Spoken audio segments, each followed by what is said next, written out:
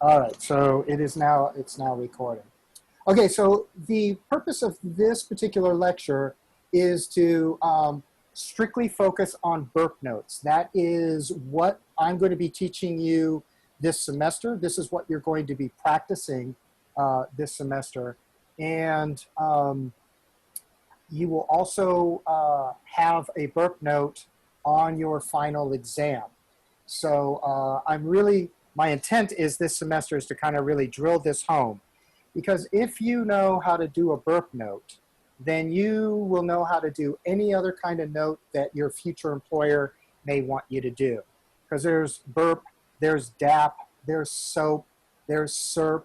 There are all different kinds of formats, but they all basically request very similar types of information. So if you learn BIRP, you'll be able to generalize to a very well-written narrative note, no matter the format your future employer may want you to use. All right, so we're going to talk about some basic documentation guidelines. And the first one that I really want you to get, and you may have heard this before, is if it isn't documented, it didn't happen. So if you don't document a service, if you don't document a telephone call, if you don't document an intervention, and later you get called out on it, and you say, oh, but I did that, if it's not documented, there's no way to prove that you actually did it. So documentation is very key to providing the services, providing evidence of the services that we're doing. The other one is, and for those of you who are familiar with Teresa Whitney and her law and ethics class, you will hear this a lot. Her favorite saying, and I kind of stole it from her, is seek supervision before supervision seeks you. If you have any questions on documentation or what needs to be documented and you're just not sure, always go and seek supervision and consultation. All right. The other thing that I like to say too, and this is someone's famous saying, I just can't remember who said it, but it's when we know better, we do better. And so my goal here is to provide you with the basics of narrative note writing using the BIRP format, but also realizing that even at the end of this semester, even with an A in this class, you're still going to really need to continue learning and practicing these skills. You'll get better and better and better over time. I can tell you I'm a much better note writer than I was last year, and last year was better than the year before. So the longer we're practicing this, the better we'll get. The other thing I want to point out is the 3 certifying bodies, they all have, as part of their certifying requirements, your knowledge on documentation. Not necessarily BIRP per se, but what needs to be documented, when it needs to be documented, and how it needs to be documented. And you will see it on certification exams. Also, legal jurisdiction. So like tonight, what I'm going to be speaking strictly about is BIRP in relation to the County of San Diego's requirements, and also the California Department of Healthcare Services. So if you're working for any organization that takes any money from any of these legal jurisdictions, then there are certain document requirements that you're just going to have to make sure that you're abiding by. So we'll be talking about that. And of course, ethical requirements. You know, it is unethical not to document accurately. It is not ethical to mislead in your documentation, claim something that wasn't done, bill for something for a service that wasn't actually conducted, and billing is how we get paid, and our billing is based off of the services that we provide, and that is based on our documentation. And then, of course, there is the professional context to our documentation. Now tonight, some of the things I'm going to be talking about will be involving the type of language that we use. Some of you are already working in the field, so you may have heard some of this. Some of this may be new to people. I don't expect people to be experts on this. What I do want you to do is to begin to pick up the clinical language that will make your writing more professional. And last but not least is our documentation should be always client-centered, focused on the client. Does it match their goals? And I'll be touching on that throughout this presentation. Okay, some other things about well-written progress notes. Number one, they're clear. When a person reads the note, they can actually understand what happened in the session. Excuse me, Professor? Yes, ma'am. Can I ask you a question, sir, before we go to the next part of this? Okay, so we just did the guidelines for documentation. Okay, yeah. And my specific question is this the BURP, or is this just an outline of what you should know when you're doing case management? This is an outline of what you should know when you're doing case management. Okay, thank you, sir. Yes, ma'am. All right. And so as I was saying, your documentation should be clear. It should be, there should be no question as to who did what during the session. It should be comprehensive. And so what I mean by that is that everything that needs to be included should be included. I've been doing this for a very long time, and I will tell you that there are many different opinions on how long a note should be, how short a note should be. You're going to run into that for the rest of your career. But if you are confident that what you're doing is clear and comprehensive, then I say just keep doing what you're doing. Accuracy, very important. How was the evidence-based practice used? What was it targeting? Are the client's statements accurate? Is the overall activity being accurately recorded?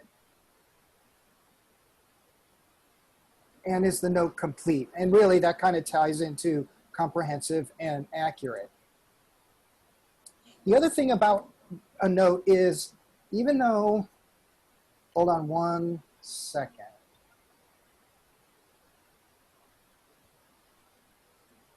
Sorry, I had to cough and I didn't want to cough in y'all's ear. Confidentiality needs to be maintained even in notes. So I'll give you an example. There was a time when I was working with a client who had a history of gang affiliation. And I'd been working with him in individual therapy for about 6 months. And one day he came in and he says, you know, I really just got to tell you something. I got to get this off my chest. It's really been bothering me. And so he begins to describe to me crimes that he had committed but had never been caught for. And one of them involved a serious bodily injury. And so when I'm writing this note, and it was from a while back, I'm writing this note and I'm trying to write it in a way that captures the essence of the sentence, the essence of the session, but does not put my client at risk for further harm. And what do I mean by that? Whenever we're writing notes, I want you to think of writing your note as if it's going to be read out loud in a court of law. And if there's something you're putting in your note that you would not want read out loud in a court of law, then you probably need to write that in a way that protects your client, but yet accurately reflects what happened in session. And so I'll tell you what I did. In this particular session, we were talking about making amends and how does he engage in new pro-social behaviors and make up for his past. And that was how I wrote it up. I wrote that the client described circumstances in which he felt remorse for past activities, and that he wants to embark and engage on an amends process and do volunteer work in the community. So it captured the essence of the session. We know what was going on, and it didn't put my client at risk. So I'm going to stop there for a second and make sure there isn't any questions on what I just talked about. Did that make sense? Are there any questions? And if there are, just unmute yourself because, oh wait, actually I can see participants. So go ahead and raise your hand if you have any questions, and I'll recognize people in order.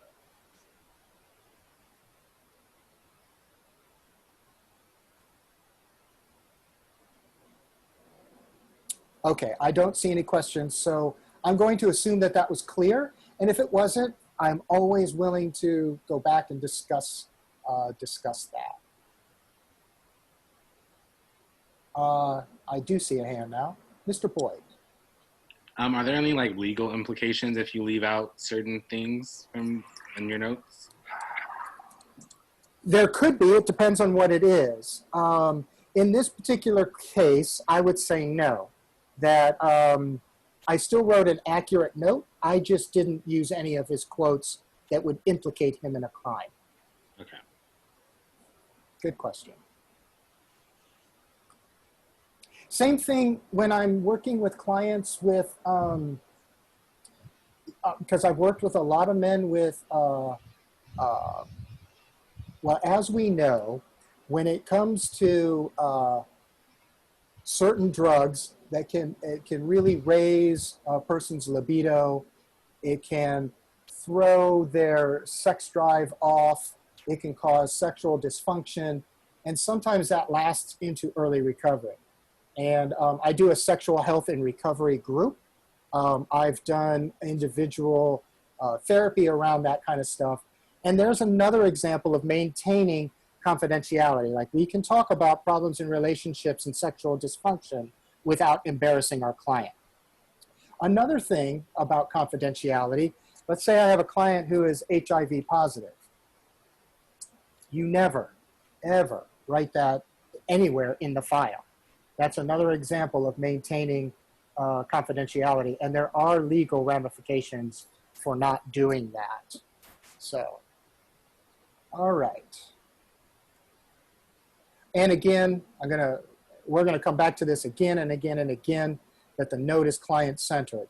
That you can show in your note that, that the work that you're doing meets the client's goals and objectives. And you've got to be able to show that in the note. And finally, that it's individualized. So one of the big no-nos that you do not want to do is use what's known as cloned notes.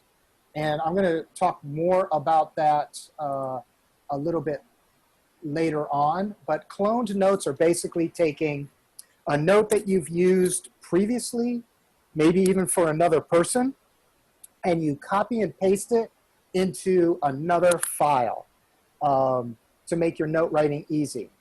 Because, oh, it's a similar kind of note, it's a similar kind of session, I'll just copy and paste it. Do not do that. Auditors pick up on that very quickly. All right. Let's see. All right. All right, so the next thing I want to talk about is the golden thread. And the golden thread is what I want you guys to be thinking about when you're writing your notes. And I also want you to think about this for each of your clients' journey, whether you're doing actual counseling, maybe in the future if you go on and get licensed and do therapy, if you're a case manager, whatever it is that you're doing, the golden thread is needs to be woven throughout the documentation. And it begins with the very first time that you're meeting with a potential client for screening, for intake. The documentation that you would do from there, that's where you're documenting their presenting problems, things that they're what their goals might be initially, etc. Are they appropriate for the program, etc. Once they're taken into the program, you're going to do what's known as an initial ASAM assessment. Now, we haven't talked about ASAM yet. I will be talking about ASAM, but I will tell you right now that ASAM stands for the American Society for Addiction Medicine, and it is an assessment that is done on 6 dimensions of a person's life. So from intoxication to withdrawal, physical health, emotional, behavioral issues, motivation, relapse or continued use potential, and of course their recovery environment. Those are the 6 dimensions that you would be looking at. You don't need to know that for today. I'm just kind of giving you a little bit of a basic background, and we'll go over it in more detail later on in the semester. The other thing is I put an addiction severity index here because most county-funded programs require an addiction severity index. And basically, this is kind of like a biopsychosocial that collects information on the person's life. And this is also how we render a diagnosis for a substance use disorder. From the assessment, now the LPHA, which stands for, LPHA means Licensed Practitioner of the Healing Arts. So where I'm at, I'm an LPHA. LPHAs actually write the diagnosis for substance use disorders and any other co-occurring disorders that may present. Now, let me tell you just a little bit about this for a second. I will be teaching you later how to render a diagnosis. And I'm going to share my opinion. This is just my opinion. My opinion is that when you leave this program, when you graduate from the AODS program at City College, you are competently trained to render a diagnosis, and it is within your scope of practice. You can do it. However, California Department of Healthcare Services and the County of San Diego does not permit anyone under a master's level to actually render a diagnosis. So there's a little bit of conflicting, well, they pay the bills, so they get to tell us who can write a diagnosis and who can't. But I want you to know that you are trained enough to do it. You should be able to recognize it. You will probably be doing ASIs, and your ASIs will be a basis for a diagnosis that a LPHA would write. So one of my goals this semester is to teach you how to write a diagnosis in a very professional manner.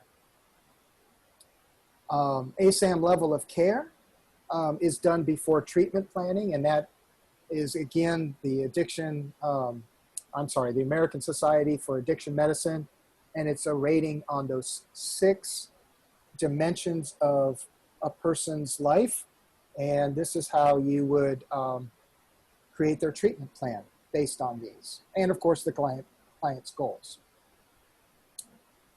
Treatment planning, we're also going to work on that this semester. Next week, I'm going to talk a little bit more about the trans-theoretical model of change paper, the diagnostic summary, and treatment planning, because you're going to do all of those this semester. So we'll talk more about that. Case management. Any case management that you do also has to be properly documented. Any treatment activities, any collateral services. And collateral services, by definition, according to the County of San Diego, means services that involve the client and a significant person in the client's life. Husband, wife, son, daughter, boyfriend, girlfriend, somebody meaningful. Not all programs provide collateral services, but some do. And of course, progress notes, that's where our focus is going to be. Billing is based on all of this. all of these previous items and your progress notes. And finally, audits and QA, which is quality assurance. So they come in and they audit files, and you can actually lose money, have money taken away. If a treatment plan or a series of notes are not done correctly, you can actually lose, a program can actually lose all the money that was paid for that client for the entire period of that one particular treatment plan. So we want to be very, very careful and make sure that we're documenting accurately, diagnosing accurately, and that we're crossing our T's and dotting our I's. I know that sounds scary, but that's why I want to walk you through it. So, but tonight, progress notes, this is what I want you to really grasp. You writing progress notes, that is the vehicle for documenting every aspect of the golden thread.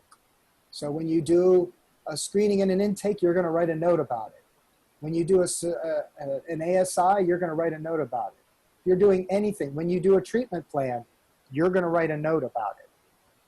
So we document everything that we do. Any questions so far? I know that was a lot, so I want to take a minute to see if there's any questions. If there are, just use the raise hand feature in the participants list.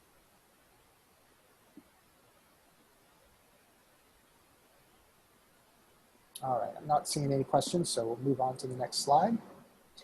This is kind of a review. So again, the golden thread begins with intakes and assessments. You want consistency in presentation, and that can be as simple as the diagnosis. And I have literally seen this, where the intake diagnosis somehow gets changed halfway through treatment, either through a mistake or somebody copying and pasting something and they copied and pasted the wrong thing. Believe it or not, those kinds of mistakes can cause problems. The other thing is golden thread, again, is it relevant to the goals and objectives of the client? And does it link to the treatment plan? And also golden thread shows continuing quality of care, ensures compliance. That way we don't get money taken away from us.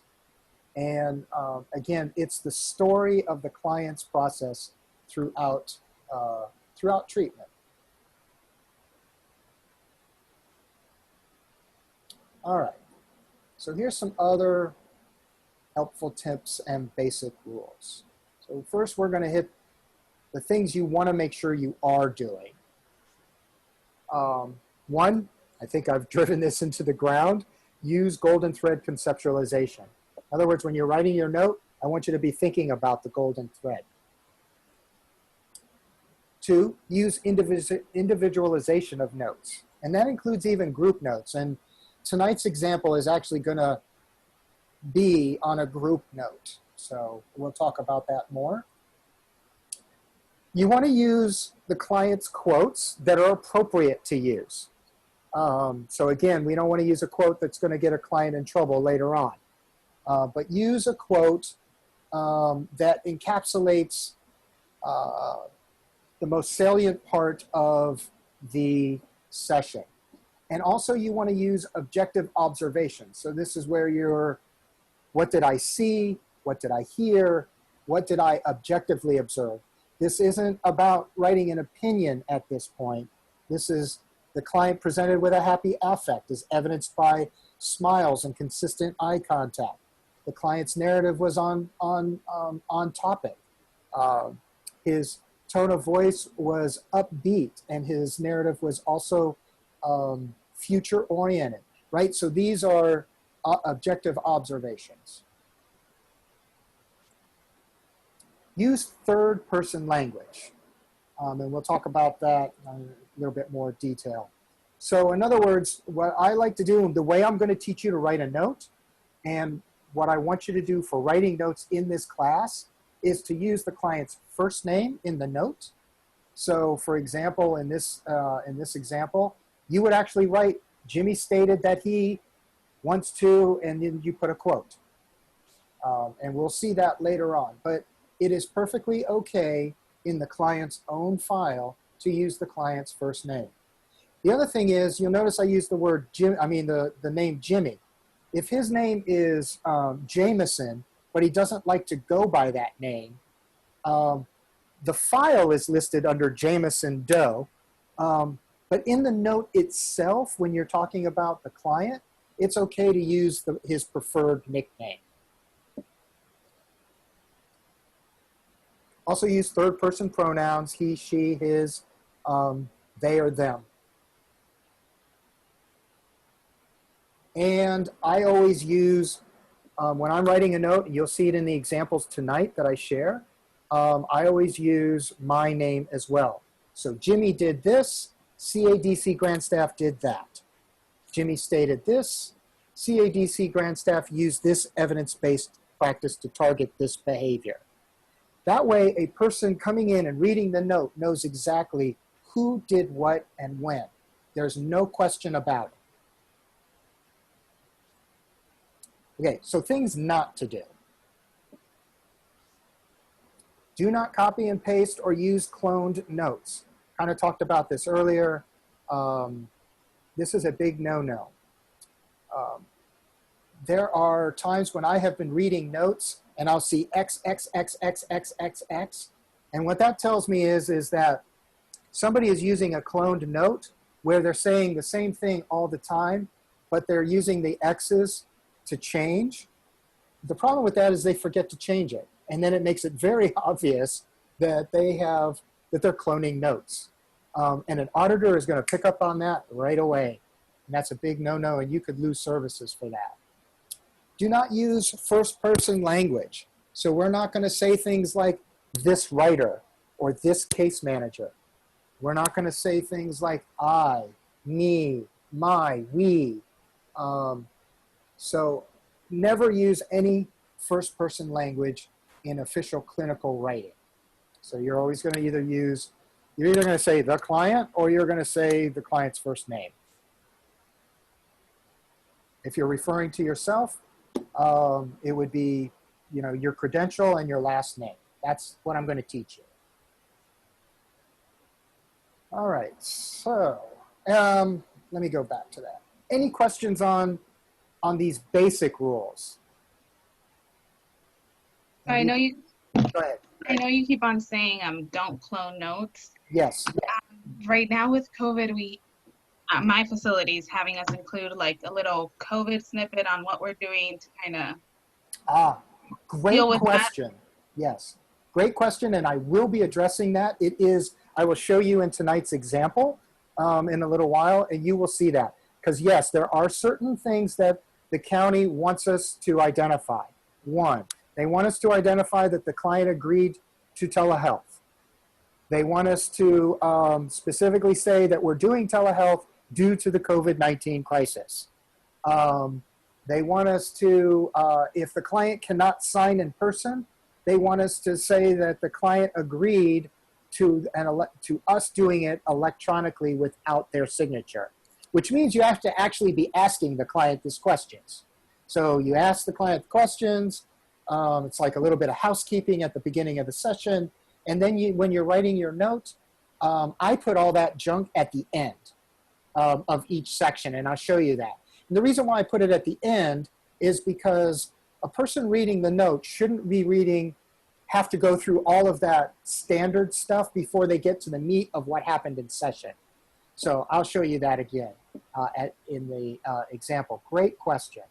So I guess my question was more so, is it okay to kind of put that as a copy paste kind of thing? Because I have that is okay to do that. Yes. Okay. Yes, that is okay to do that because there's no getting around that. And an auditor, that's why we're doing it. So hopefully they'll know that. But well, I'll just leave it at that. It's okay to do that at this point. And we'll talk about it again. So if any other question comes up, let me know when we're doing the example. Any other questions on this?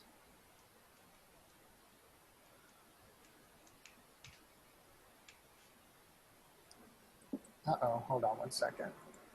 Oh, there we go. All right. So again, some of this is a repeat, although I did not specifically state this. Words are important. you really want to try to focus on stating the facts. That is good. Conveying ideas, if you have a theory about what this client is going through, that may be appropriate, but you should always have some evidence as to where your idea is coming from. And the one thing you want to avoid at all costs is any type of language that is arousing emotions. So we're going to talk about in a couple of slides, you know, sometimes clients come to us and they really don't want to be there. They're disruptive. They're going to get your countertransference going really good. They might even make you mad. That is when you need to be careful in documentation. So you should not be putting in anything in documentation that is going to arouse emotions for someone else. If you're angry, maybe you want to take a break before you write that note so that you can think more clearly. The other thing is, so reporting what you observe, not what you assume. So so-called assessment statements without any evidence or objective clinical observations are only assumptions. Now, I'm not saying we don't make clinical assessments. I will put in a note all the time, you know, the client is in the pre-contemplation stage of change. That's an assessment. But I also put it as evidenced by his sustained talk narrative, his lack of insight into the harm his substance use disorder has caused. Usually I will have direct quotes from the client that will back up my clinical assessment.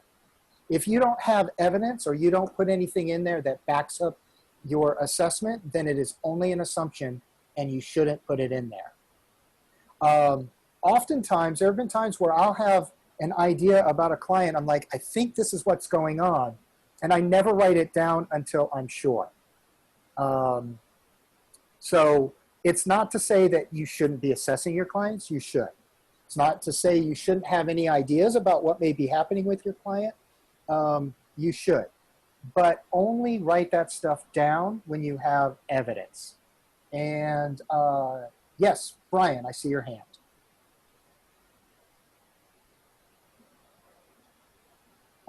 You know what? I saw that.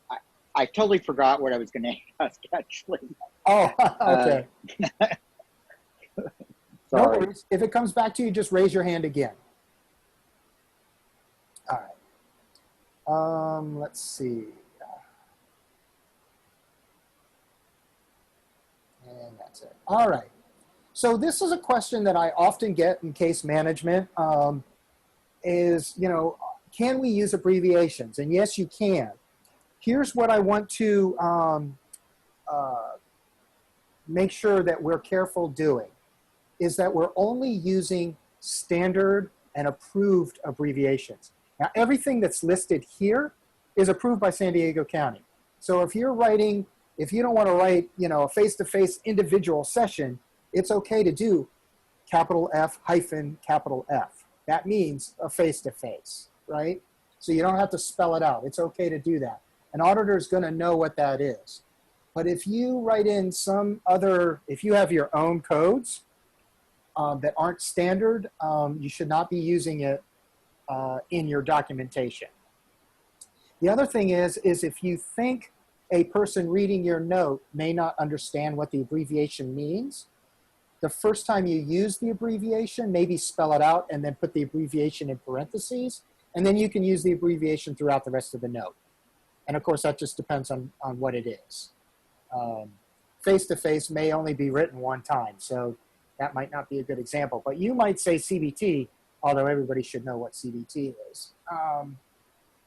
But anyway, an example of that, like I said, is you spell it out the first time and then you can use the abbreviation afterwards, unless it's one of these. All right. Oh, and I did forget to tell you guys, I did post, well, no, I didn't. I sent out an email, but this is posted, so you have access to it. And then I will figure out how to post this recording as well. All right. So I'm showing you this slide. Probably not going to test a whole lot on this except for maybe what's in the written narrative. But elements for documentation for anything that you're billing for requires all of these things. It requires, you know, when the service took place, when the note was written, you know, the total start time. When did you start writing the note? When did you end writing the note? There's a lot of details that need to go into your documentation. So if you're using county forms, a lot of this is done already when you do checkboxes, and I'll show you that in a minute. I'm showing you this slide mainly because I'm trying to convey the importance of the auditing feature for your notes. But all of this stuff under the written narrative, we've already gone over a lot of this, and we'll be going through some examples of it. All right, so now I kind of want to talk about documenting events. I kind of touched on this earlier, but the truth is not all of our clients come to us in the action stage of change. If they did, they wouldn't really need us. So it is really important that if a client is not showing up on time, that you document that. In every single note, I document. Client was on time for session. Client was 5 minutes late, whatever the case may be. It's really important to document their attendance in the note. If they miss a session, that doesn't mean you don't write a note. If you had a scheduled session and it was in the calendar and an auditor comes in and there was no note written at all, they're going to want to know what happened. It's going to look like documentation was not done when it should have been done. So if a client does a no-show, you need to write that up in a quick note. Doesn't have to be a BIRP note, just a quick informational note. And the last thing is disruptive clients. If you have a client that is causing a disruption, you need to write it up. Everything involving the client, and this is client-centered, and here's why. Because if there are issues of engagement that may lead to a discharge as an unsuccessful episode, it would be unfair to the client and to the program if you had not documented the circumstances of what happened. Clients have rights, and which is another ethical responsibility of ours. So we need to be very careful to make sure that we're treating clients fairly and that we're documenting the good, the bad, and the ugly. You know, it's interesting. I will just tell you, in my years, there was a program that I had contact with, and one of the counselors told me that, oh no, we're not allowed to document anything negative in the client's file. And I had never heard that before. I'm not sure where that message came from, but that's absolutely not true. We document the client's behavior regardless of the circumstances, especially during the current episode. It's also important to document any interventions and attempts that were made in order to assist the client. So if a client is being disruptive, if a client is not showing up on time or showing up at all, that's an indication of a need for some type of treatment intervention. So what did we do to help the client? And so all of that is important. Let me just say here, I see that there are some chats happening. Unfortunately, I cannot see the chats. So if there are questions, if you will allow me to go through this and then I'll answer the chat questions at the end, that would be great. I'm not sure what they are, so because I can't see them. All right, this you don't really need to know too much about. I only put this here as another example of resources that you will have when you are out in the field. The SUDPO, the Substance Use Disorder Provider Handbook, is basically what San Diego County expects us to do as an SUD program. And there's also another another term called SUDERM, which is the Substance Use Disorder Unified Record Manual. And that tells us all the forms we're supposed to be using. Now, I'm not going to test you on this. The reason why I'm showing you this is because a lot of the material that I used to put together a lot of information from this, for this PowerPoint, came from County of San Diego documentation training and SUDPO and SUDERM. So just so you know where I got the information, you will see this in your future. It's going to be a part of your life. So just wanted to introduce you to it. All right, so let's talk about the BURP format. This is what I want you to know, memorize, be able to recite for a test, is what does BURP stand for. So, the B in BURP stands for behavior. And so what this is the behavior section of BURP is where you describe the client's participation in the group or in the individual session. You're going to describe their behavior, their affect, their narrative, and any other observations that you make regarding the client's behavior in that session. So B is for behavior. I is for intervention. So this is what you do. So the intervention section is all about the counselor. So the behavior section is all about the client. Intervention is all about the counselor. What did the counselor do in the session and why? What EBPs or evidence-based practices or interventions were used in the session? What areas of the treatment plan were targeted? So this is what the counselor is doing. R is for response. And the response is this is your assessment of how the client responded to the session. And again, you want to put in statements. Like a good example of a client response to an intervention that worked might be, wow, man, I really liked the STAR technique you taught me last week, and I've used it with my wife, and it really worked, right? That would be a great quote to put in there because it shows that the client is using the interventions being taught during group or individual session. That would be an example. The other thing is this is where you would write what your assessment of the client. Are they making progress? And if they are, what is the evidence of that progress? If they're not making progress, what is the evidence of that? Now, sometimes statements up here in the behavior section can be the evidence of your assessment in the response section. Or you might have totally independent statements down here. The point is you always need to have evidence of any assessment you're making. You just can't say he's making progress and leave it at that. That doesn't tell anybody anything. You can't say that he's not making progress and leave it at that, because that doesn't tell anybody anything. You have to, I want you to learn another abbreviation that you can use is AEB, as evidenced by. So you always want to have that evidence.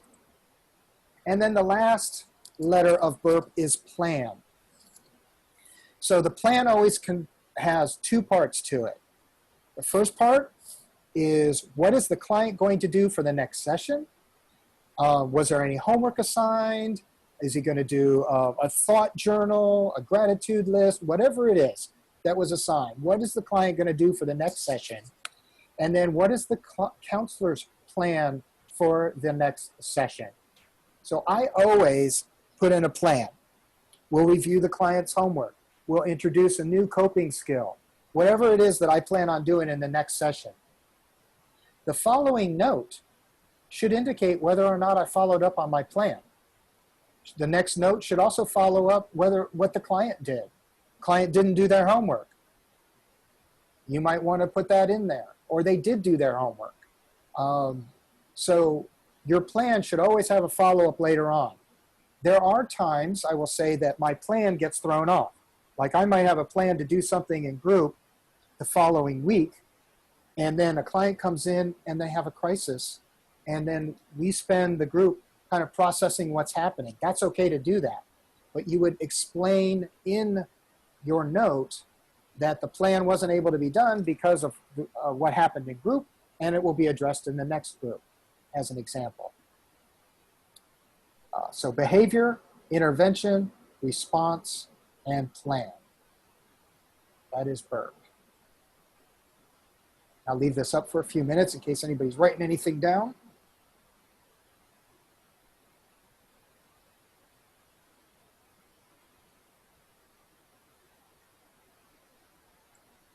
All right, move on to the next slide. All right, so the purpose of this slide is to show you a county form that is required at SUD programs for writing a treatment progress note. The reason why I'm showing you this is to show you that BIRP, what I am teaching you, can go right into the narrative section of the progress note. So I'm not teaching anything that is going to go against anything that some of you may already be doing. If you look up here at the top, it says the narrative. I don't know if you can see my pointer, but if we're looking at the form toward the middle, in the gray section, it might be kind of hard to read, but it says the narrative must include provider support interventions. Oh, we have that right there in I. Description of the client's progress on treatment plan problems. We have that in the R. Description of client's ongoing plan and any new issues. Well, we have that in the P. And then if the service was provided in the community, how was confidentiality maintained? It is always a good idea in your note to always have a brief statement of how you maintain confidentiality, even if it wasn't done in the community. But if you're doing it in the community, that is extremely important. Auditors are going to be looking for that. The only thing that's not up here is client's participation in session. So that is a little bit of an added thing, but I think that's a very good idea to have that in your progress note. So BIRP works very nicely in that narrative. So this is for like an individual note, or if you were doing documentation. And if you notice up here at the top, you'll see service date, is the service billable, start of service time, end of service time. All of those elements that I was talking about before are already here. So if you're just writing a BIRP narrative, this is all you have to worry about, because you would fill in the rest of that up top. What if you're doing a group? This is the county required form for a group note. So BIRP is still applicable. It's just changed a little bit. So the top part of a group note is going to be the same for every single client. And the reason why is because all 6 clients were in the same group with the same facilitator, and the facilitator did the same intervention. So that would be the I. And then the BRP, the client's behavior in session. So right here it says, oops, client's participation in group, that's covered by the B. Client's progress on treatment, that's covered by the R. And ongoing plan or any new issues, that is covered by the P, which is plan. So again, it's just to point out that what we're teaching you here at City College is applicable to what the county is requiring. So this is what a blank template might look like for everything that you might need to include in a note. So up here at the top, service date, start and end time, total time, what's the purpose and topic of group, client's participation in session, what did the counselor do, what was the client's response, what's the ongoing plan, how was confidentiality maintained. Something we haven't talked about yet is if your client needs a translator, you need to put in that information in your note as well. And if you're doing any travel, you need to include that. And then your total documentation time needs to be also in that note. But for what you're going to need to know for the exam, really is just going to be, just this main section here. And again, we'll go over that and we'll have review. So I don't want anybody to panic. And we're going to practice this plenty for the next several weeks. Professor? Yes, sir. I've done a lot of groups in Spanish, Yes. and most of the time I do notes in Spanish. Okay. Is it legal or appropriate to do a note? You do a group in Spanish, but you would do the group note in English. Is that ever? So I am not sure I know the answer to that question. I am not, I might have to think about that.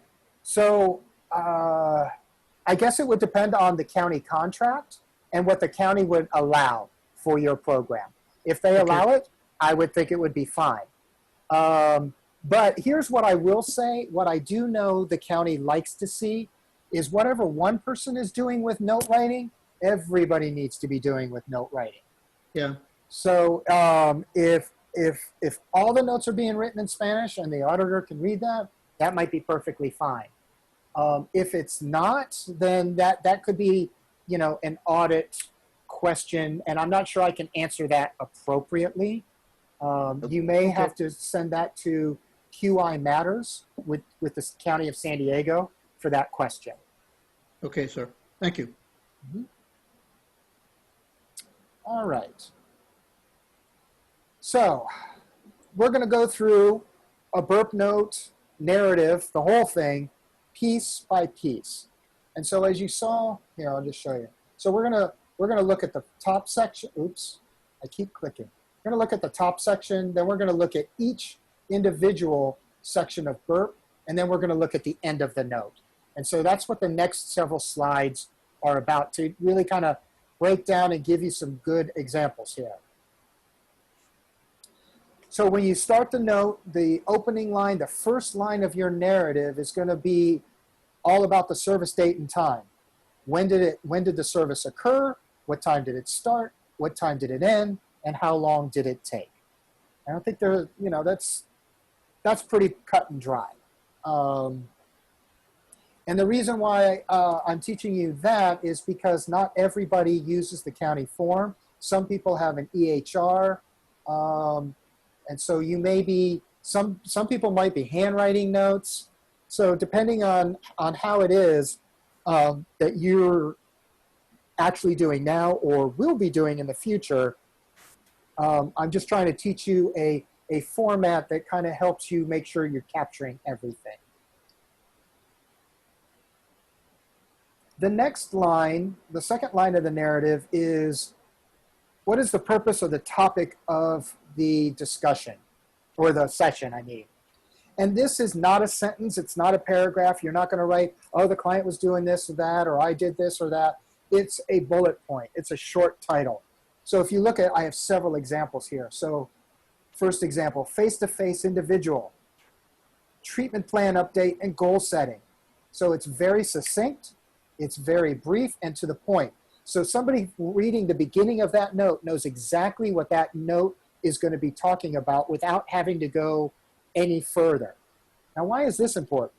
If you're an auditor and you're looking for a particular type of note, if you're only looking for treatment plan notes, you can skip all the group note stuff. You can skip all the other notes because you can quickly read through and see what the topic of session was. And so it's just a very helpful tool for you, for auditors, for other staff members. The very bottom line is at the end of this PowerPoint is actually a full note that I've broken down. And this is the first one. So this is an example of how I would write a telehealth group. So topic of telehealth group, how to change your thinking, part 2, because I did it in 2 different sessions. Total number of participants, 5. So again, very quick, very succinct,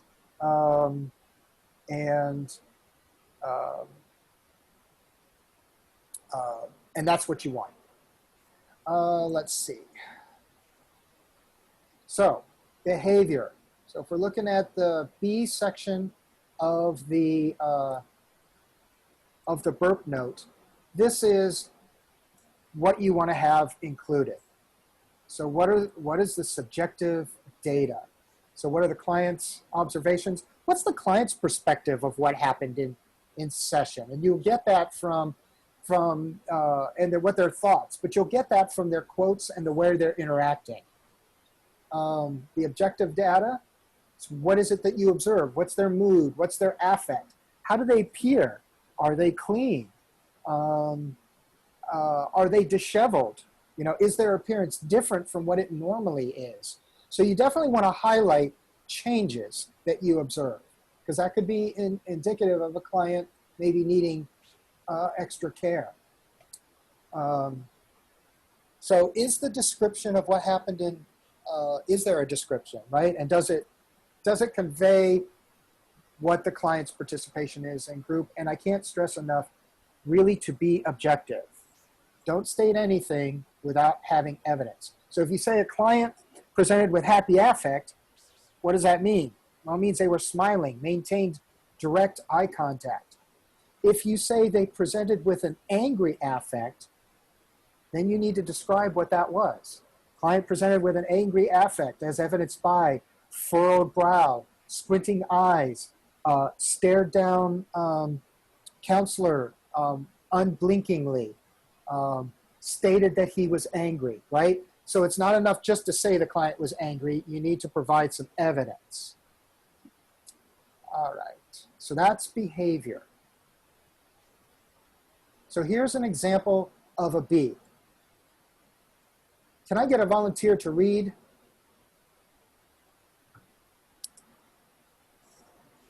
I can read if you'd like. Awesome. Okay, so you want me to read the whole thing? Yes, please. Awesome. Okay, B, behavior. Client's participation in group. Justin attended a men's gender-specific relapse prevention telehealth clinical process group with CADC grant staff. He reported 160 days of abstinence. During the session, Justin stated, I changed my thinking by staying away from people, places, and things. And he stated, talking to my friend in recovery, he's been clean and married for 20 years as being helpful for him. He also stated, I know that stress, anxiety, arguments, and bills piling up leads me to bad thoughts. I am learning to not let that happen. Okay, to not let that happen. Justin was early to session. He presented with a happy effect. His narrative was on topic. His thought content was logical, coherent, and appropriate. His eye contact was consistent with within the camera frame. His approach to the activity was enthusiastic and attentive. He was cooperative, alert, oriented ×4, and actively engaged. He agreed to participate in the telehealth session. Excellent. Thank you very much. So this is an example of, at the very end here, he agreed to participate in the telehealth session. That's an example of something you're going to have to say every single time. So I always put that at the end. The other thing that's missing from here is, he agreed to have his signature electronically signed for telehealth. That's another thing. So I'm going to open it up for questions right here. Does anybody have any questions about, other than my typo? Yeah, that's what happens when you're typing this stuff up and preparing this. I actually prepared this back in July, so I've been ready for this for a while, but missed that. Does anybody have any questions? I have a question. Yes. While you're in group, this seems like a lot of information to remember. And my question is do you take like little notes? You keep like a little notepad, or do you just remember it all? Well, that is a great question, and you're right. It is a lot of information. And if you're doing a group with 6 people, and you're trying to capture a quote from every single one, That is a lot for a person to do. So I will tell you a couple of tricks that I've done over the years. In the beginning, I would actually take in a blank piece of paper and a clipboard. And I would tell people, hey, I'm just going to jot things down. And I would keep it on my lap in a way that everyone could see if I wrote something down what it was. So if you need to do that, what you don't want to do is hold it close, be secretive, not let the client see it. Anything you're writing down, you should be able to show to the client. And what I used to tell the clients, and I still do this a lot, and to be honest with you, is I will say, sometimes I'll jot something down because I might want to circle back to it, or I'm comparing, we're going to compare and see what the similarities are, what the differences are. You can use that as part of the psychoeducation process in a process discussion. And then, boom, you've also got your notes later on. So another thing I've done, because some groups that I've done, I've actually had access to a whiteboard. And sometimes I will jot stuff down on the whiteboard. And then after the group is done, I take a picture of my whiteboard. And then I write my notes. So there's lots of different ways to do it. The other thing is, you'll get better because I don't have to write as much today as I used to. And the other thing is the more you know your clients, the easier it is, to write notes on them as well. But there's nothing wrong with taking notes. Just be very transparent. SUD clients are very suspicious. They're used to being taken advantage of. They're used to coming from shady situations a lot of times. And so what we don't want to do is we don't want to arouse that in them. We set a great example by being open and transparent. So I hope that's helpful. Any other questions? Monica, I raised my hand, but. Oh, I'm sorry. I didn't. Oh, yes, you did. I see it. Sorry about that. Okay, my question is, so can I take some of the behavior notes and put them in my response notes? Yeah, but I wouldn't put as much. Okay. So like, for instance, go ahead. It's similar though, right? It would be similar. Yeah. Wait, hold on. I got it. So in my response note, part of the note, I will get my evidence from the behavior. Yes. So sometimes I will say, as evidenced by the narrative, by his narrative. Well, I've already said his narrative. Narrative in the, okay. Right. But because I'm telling you guys to use AEB, in a practice that I always try to do is I always try to pull a different quote to throw in the response. Got it. And you usually only need one. In here, I have like 3 quotes. I kind of did this as overkill. I don't think that you necessarily need to have 3 quotes, right? One good quote from here might have been just enough, right? So, but it depends. You might have a situation where a client goes from one subject to another, and you might want to capture both of those. So in that case, it might be appropriate to use it. Good question. EB is evidence-based? Oh, EBBs EPPs? is evidence-based practice. Okay. And then AEB is as evidenced by. By what they, By what they said, what they did, what their behavior was. Yeah. So in other words, I'll give you an example. The client was actively listening as evidenced by his on-topic narrative, his consistent eye contact, his cheerful affect, and the statement, wow, I really learned a lot today.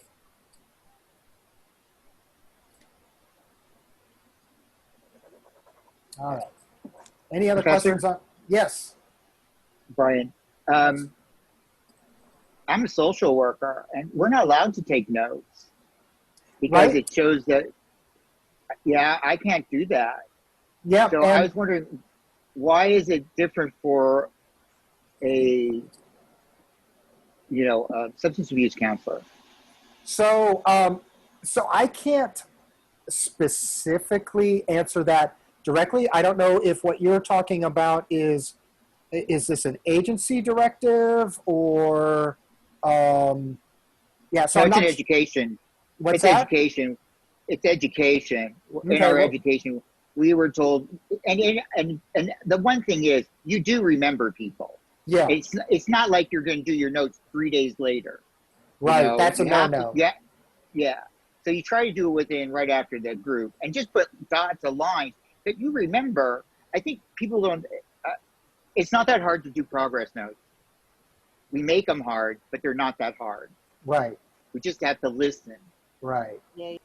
Yeah, and so I can't speak to that. I went through what we're talking about here. This has been taught the whole time I mean, when I was doing AODS here, this is what we were taught. When I went to grad school and social work, they have different, so there's social work, marriage and family therapy, licensed professional counselors. So there's slightly different education for that. So I can't speak to to your point, but for AODS, yes, you can take notes. I just always say to be very careful and transparent. That's all. Okay. So if you're not comfortable doing it, right, don't. That's perfectly okay. Yeah. Professor? Yeah. This is Curtis Clay. If you're taking notes, what do you do with the notes afterwards? So those should be shredded. Okay. Yeah. They don't become part of anybody's Nope. record. Because you've put it in the note. Okay. Does that make sense? So, Yeah, no, it does. And the other thing about taking quick notes is you're not writing out a whole note in the group. It's a bullet point. I know I'm coming from a lawyer's perspective of having done personal injury. Yeah. When I ask for records, I always ask for handwritten notes, and Right. I never get them. Right. Yeah. And I would never give you my psychotherapy notes either. Right. Okay. Yeah. So, but you guys should never keep any notes separate from the file.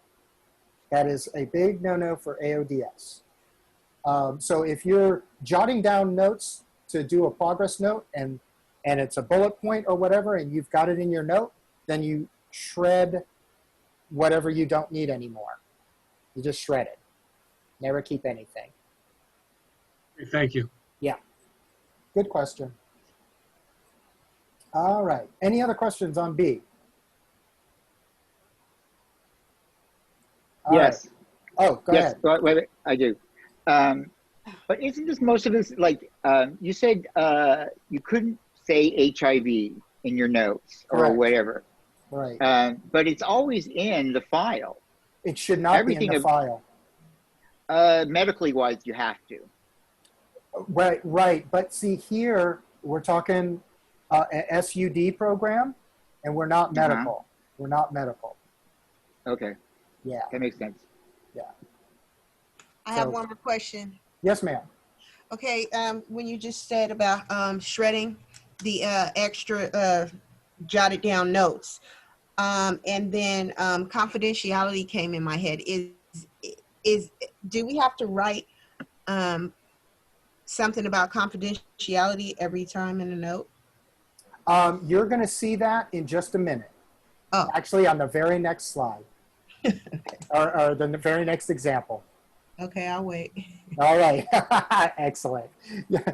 But that's good. You guys are thinking. I love that.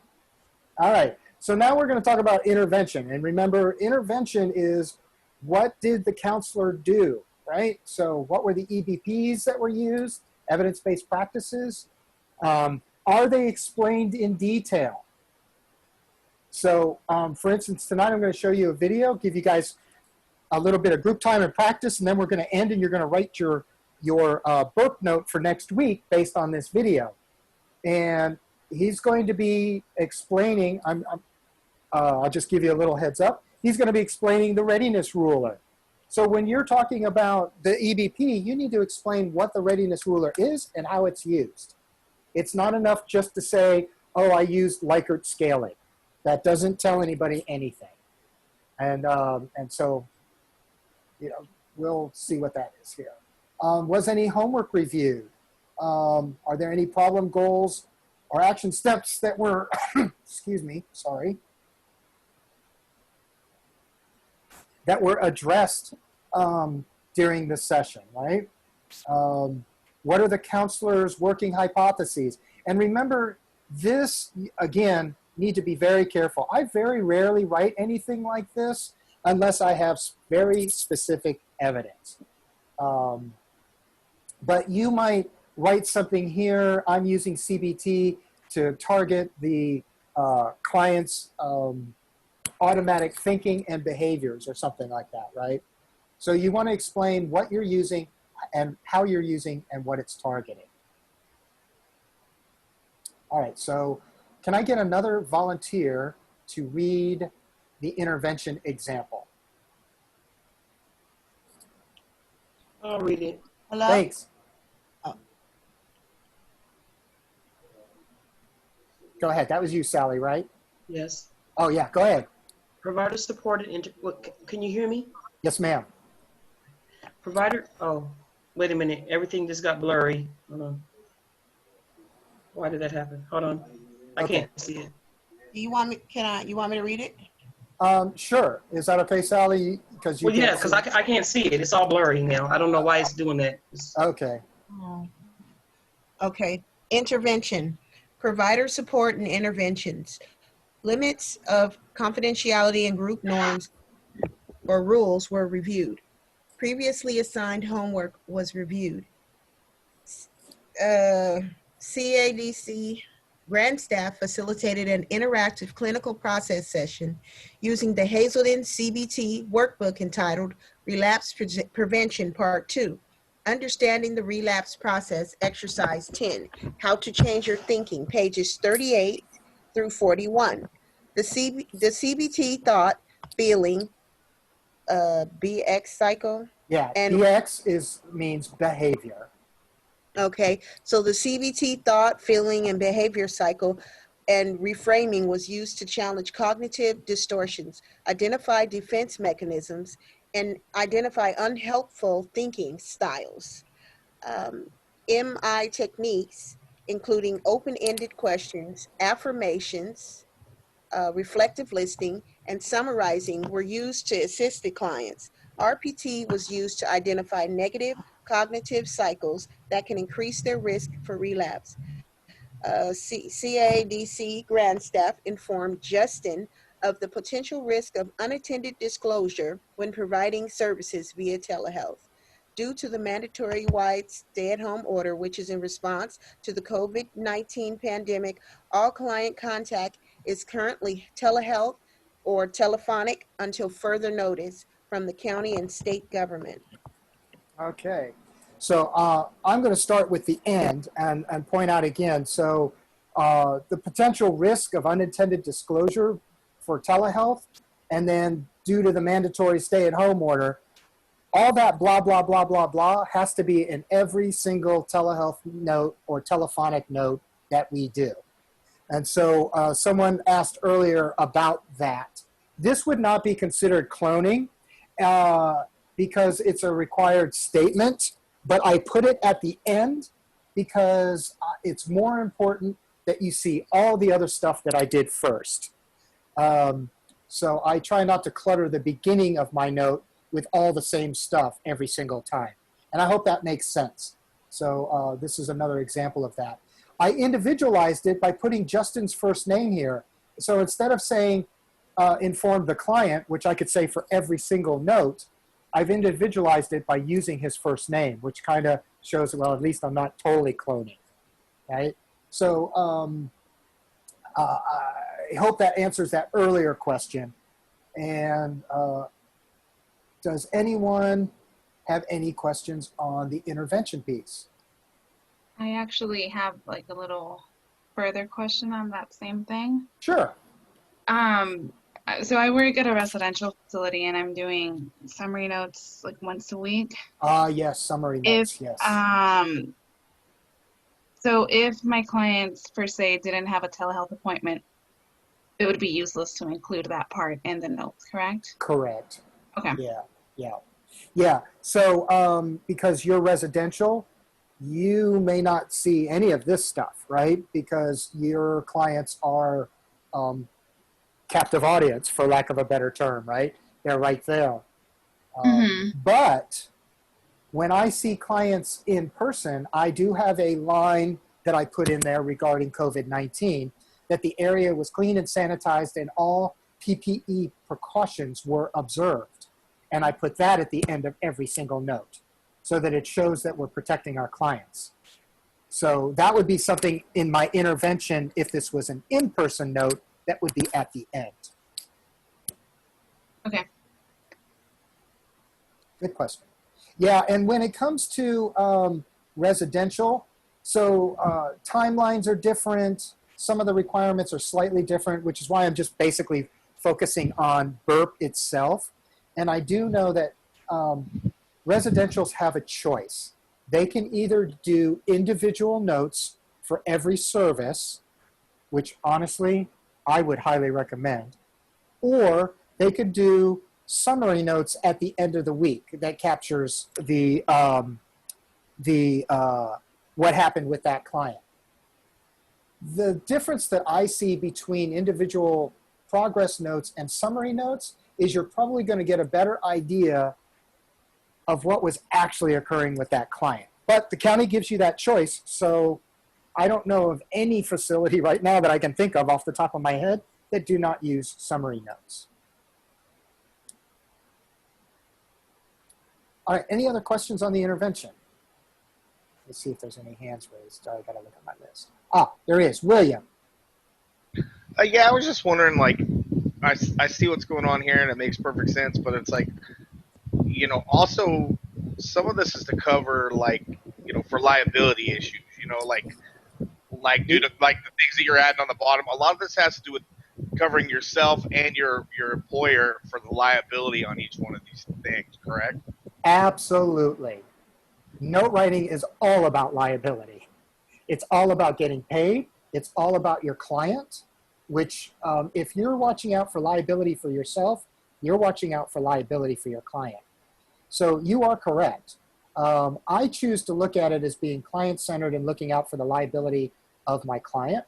But it is about, am I doing services that are medically justified? Can I prove it? And am I doing it in a safe therapeutic environment? Which is my liability. That's my responsibility as a therapist or a counselor. Yes.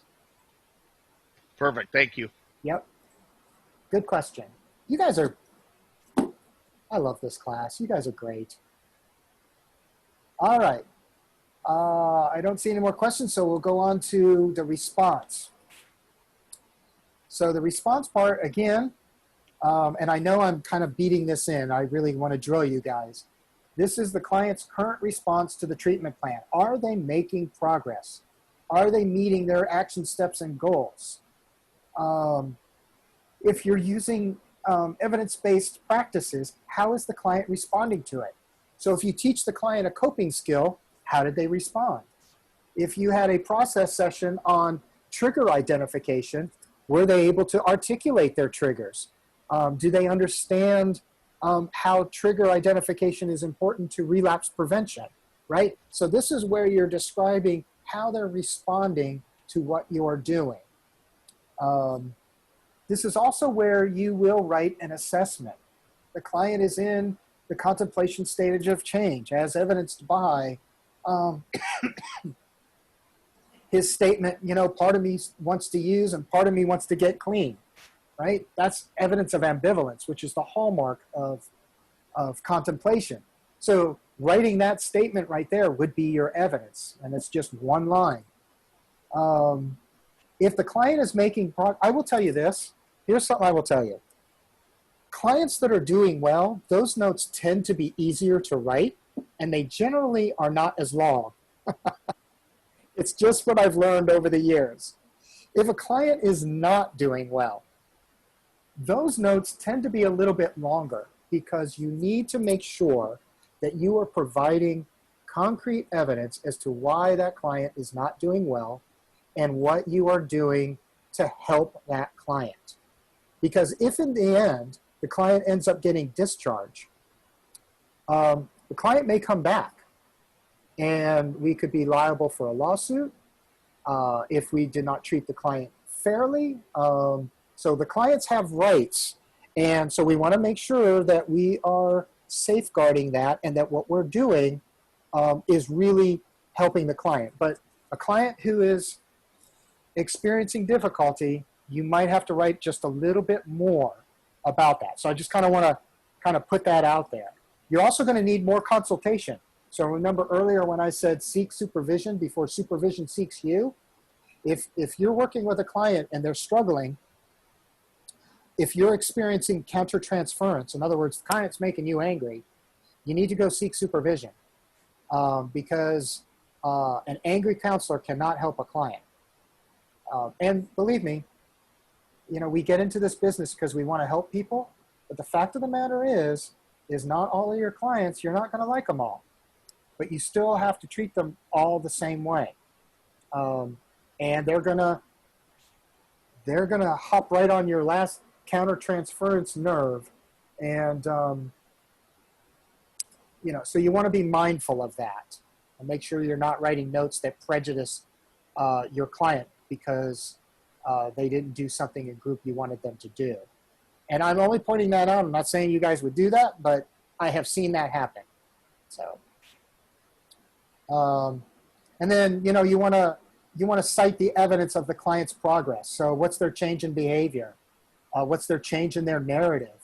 Have they changed their peers? Like what is the evidence that they've actually made progress? Or what is the evidence that they have not made progress? All right, can I have another volunteer reader for the response section? I'll do it. Okay, our response. Describe client's progress on treatment plan problems, goals, action steps, objectives, and/or referrals. Justin responded well to the topic and is making progress in treatment as evidenced by his narrative, continued abstinence, active level of engagement, and his peer-to-peer interactions. Justin acknowledged that engaging in pro-social behavior, such as hanging out with clean people, doing normal things, reduces his risk for relapse. Treatment plan goals addressed. Problem area number 1, ASAM dimension 5. Said problem area number 3, ASAM dimension 3, thoughts and behavior. All right. So here's an example of where, like his narrative, I didn't actually put any statements here because if you'll recall in the behavior section, there were 3 statements that he made about his pro-social behavior and his interactions. I did add this statement, hanging out with clean people doing normal things, which was a completely new statement. He did say that, but I didn't put it in behavior. I saved it for here. So this is an example of using statements at different points in the BIRP note. And then at the end here, again, this kind of addresses what's on their treatment plan. So in this particular case, SUD is substance use disorder, right? Which is always, and you'll learn this when we talk about treatment planning, if you're in a substance use disorder program, I'm just going to put this out there. I've heard different programs are doing different things, but I'm just going to tell you what the standard is that area number 1 is always the substance use disorder, always. I have heard of some programs putting their physical exam as problem area number 1. That should not be problem area number 1. Physical exam is a state requirement. Yes, a client needs to do that, but that's not why they're in treatment. They're in treatment because of their substance use disorder. And then, so ASAM dimension 5, just so you know, is continued use or relapse potential. So this is talking about the person's substance use disorder. What's the risk of it continuing? And then problem area number 3, ASAM dimension 3, is the person's emotional, behavioral, or cognitive situations that may be impacting their recovery. So in this case, their thoughts and behavior. So that's why that is listed there.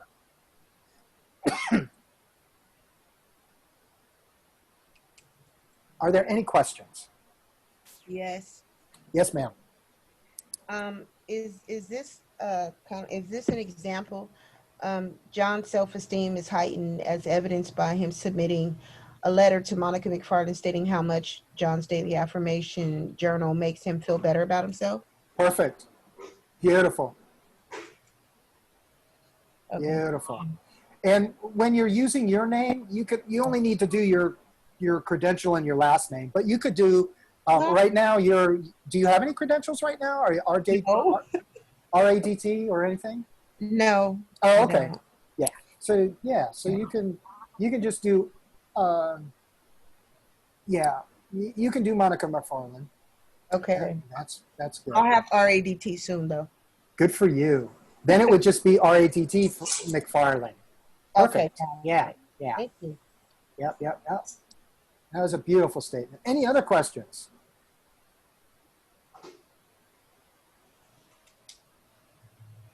All right. And last but not least for this part is the plan. So plan should always include 2 things. Always think about this. What is the client going to do? And what are you going to do? So always have a bifurcated plan, right? In other words, a 2-tailed plan, client and counselor.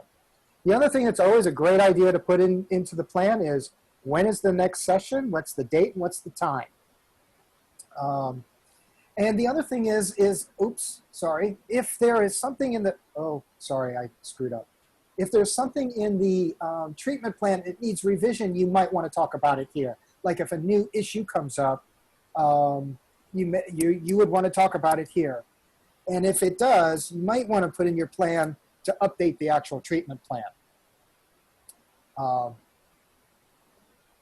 Again, this might be an area where you might want to seek supervision first, especially in the very beginning when you're new, because timelines and what can be paid for and all of that kind of stuff is crucial. And I hate to make it about a money thing, but we do need to be paid for our services. And so if we're charging Medi-Cal, which is pretty much free to the client, right? It's one of the benefits, or with a low copay, the rest of the money that we get actually comes from Drug Medi-Cal. So we want to make sure that we're doing services that they are going to pay for. So if you do a treatment plan too soon and there's no real change, guess what? You can't charge for that treatment plan. So, so just be aware of that. Let's see. All right, who wants to read my plan?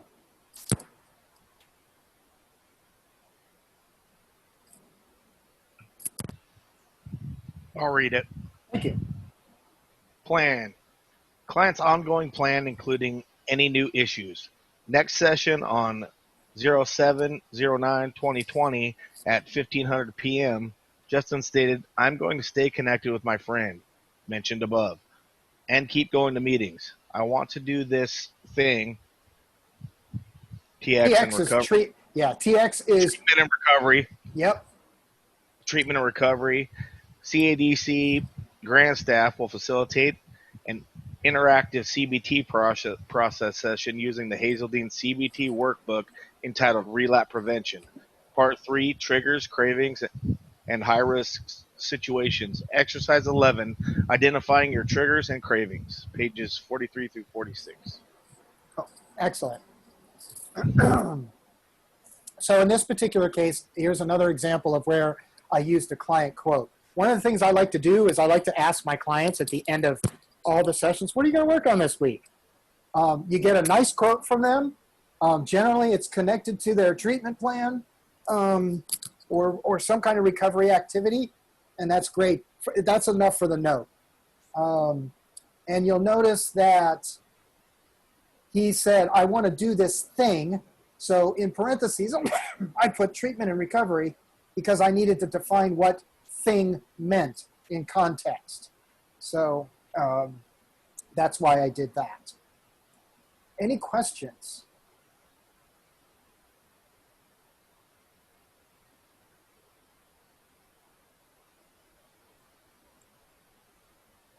Oh, one other thing. I personally like to use 24-hour time. That's why I have 1500 here. But the county requires that AM and PM always be listed. So even though I'm using 24-hour time, I still put PM because that's what the county wants. What the county wants, we will do. But you do not have to use 24-hour time. That's just my own preference. But you do have to use AM and PM. Professor? Yes. I have a quick question. So when you're doing groups, do you always have to include, like, in each individual progress or like a participation note, the workbook, or is it okay to add it at the end of the group description? You mean in the intervention section? For like, it says plan, so it's like the session using the Hazelton CBT. Oh, so I typically, and this is what you're witnessing here is the style that I write my notes in, and you all will develop your own style. So I'm teaching you the basics of what needs to be in a note. Each one of you will have a slightly different style of how you put it in there. The way I always do my plan section is, the first thing I always do is, when's the next session and at what time? What is the client going to do and what am I going to do?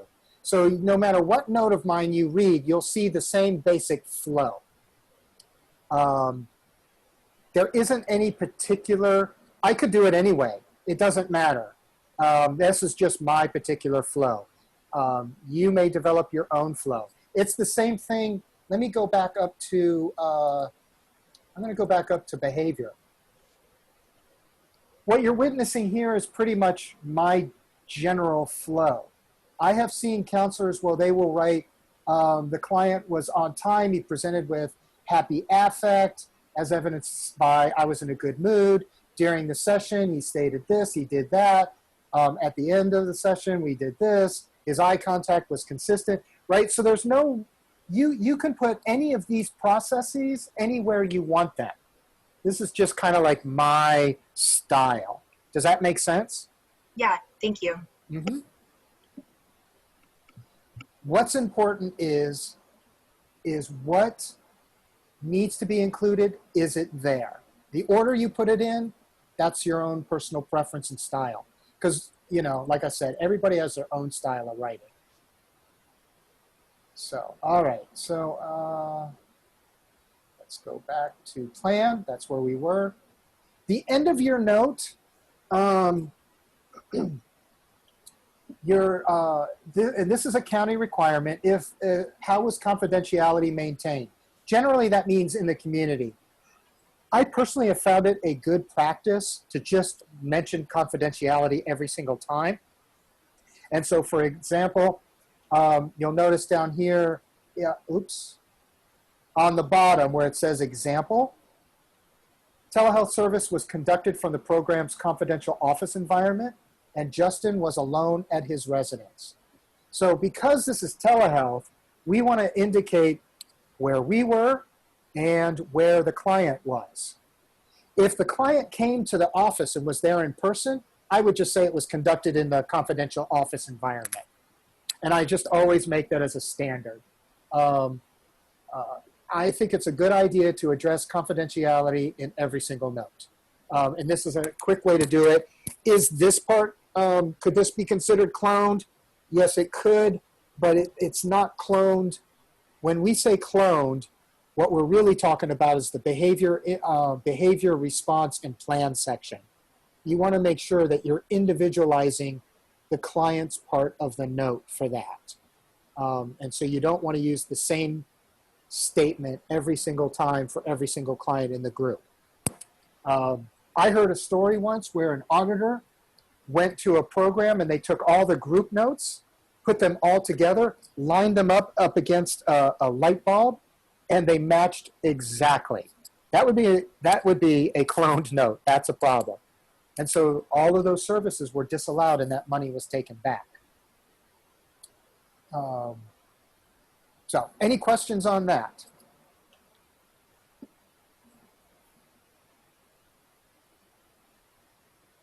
All right. This also comes from the BIRP Note checklist. And by the way, I posted today a one-page PDF document that's called the BIRP Note checklist.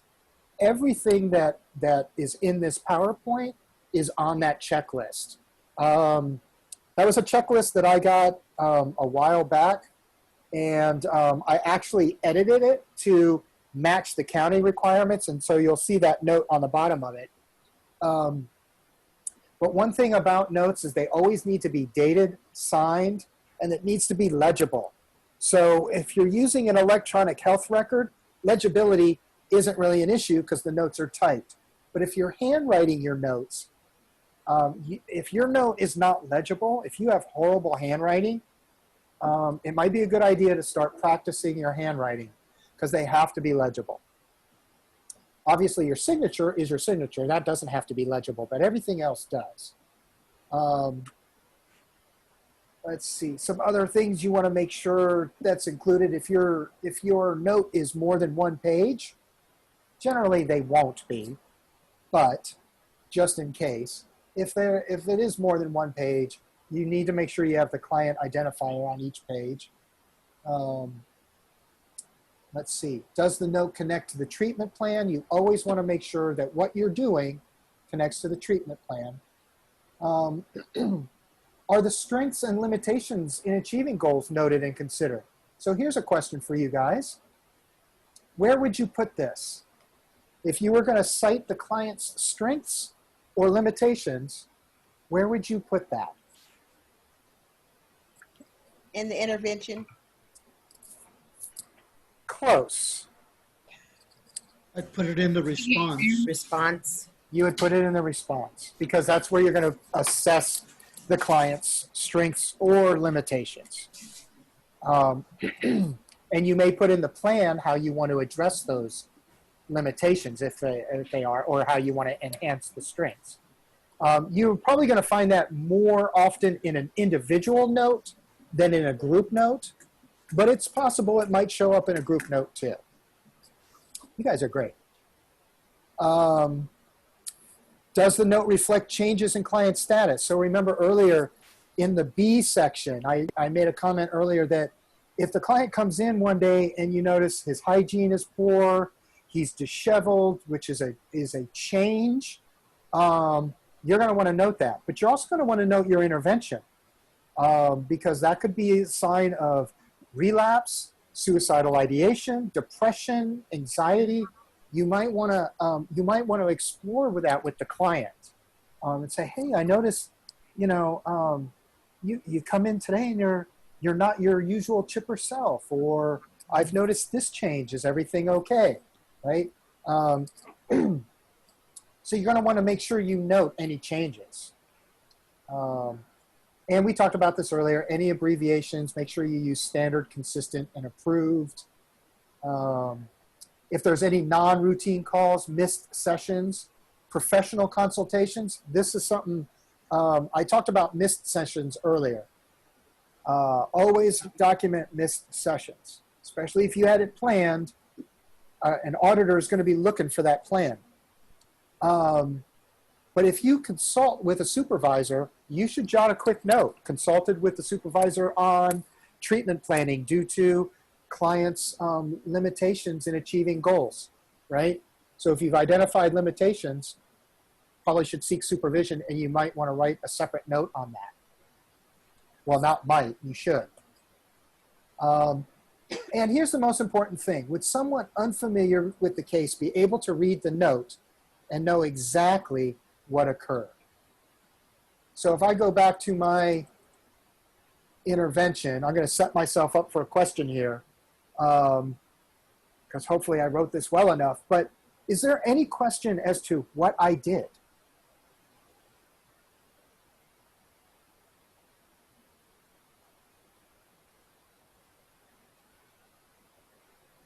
Anything I missed? Or does it make sense to you?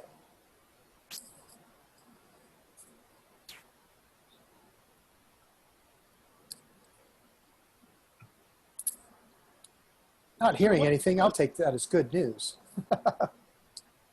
But that's my point. These are questions you should be asking yourself. Does my note make sense? Now, here's the other thing I will say. This sounds and may feel very overwhelming at this point, especially if you have no experience with it. Don't worry about it. This is why we're going to practice it. And in the beginning, always know you're always going to be slower at this. There's developmental stages for, human beings, right? We grow up, we go through toddler stage, adolescent stage, early adult, that kind of stuff. Well, there's developmental stages for counselors too. There's the early stage where we're just getting our feet wet and we're not always quite sure of everything. And we're always second guessing ourselves. That's normal. So in the beginning, you're going to question yourself a lot, and that's perfectly okay. Seek supervision for questions. If it takes you a little bit longer than your counterpart to write a note, just know that that's just part of your development. You will get quicker and quicker and quicker, trust me. All right, so here is the whole note that we just broke down, but this is all in one slide. This is what it would look like if you wrote the whole note out from beginning to end. We don't need to go over it because we broke it down piece by piece. But I did this slide so you guys could see what it looks like all put together. And some of you may have trouble reading it too on this slide. This really isn't designed to read necessarily. All right, I'm gonna look at the chat and see if there was any questions that I missed.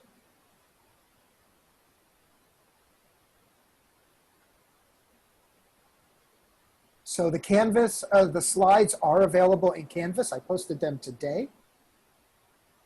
So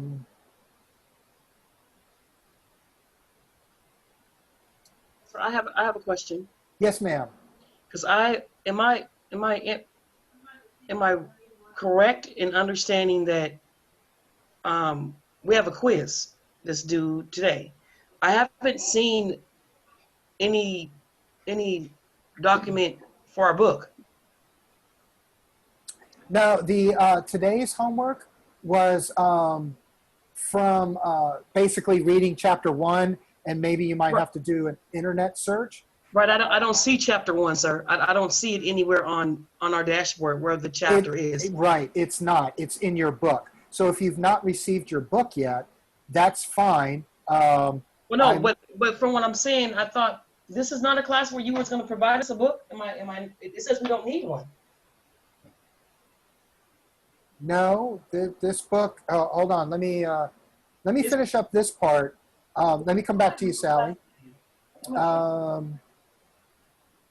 read that on, okay. I read that on the syllabus, so I haven't ordered the book because, my Lord, okay, Jesus Christ. It's all right. You've got time. All right. I don't see any other questions about the BIRP Note presentation. So I'm going to go ahead and stop the recording and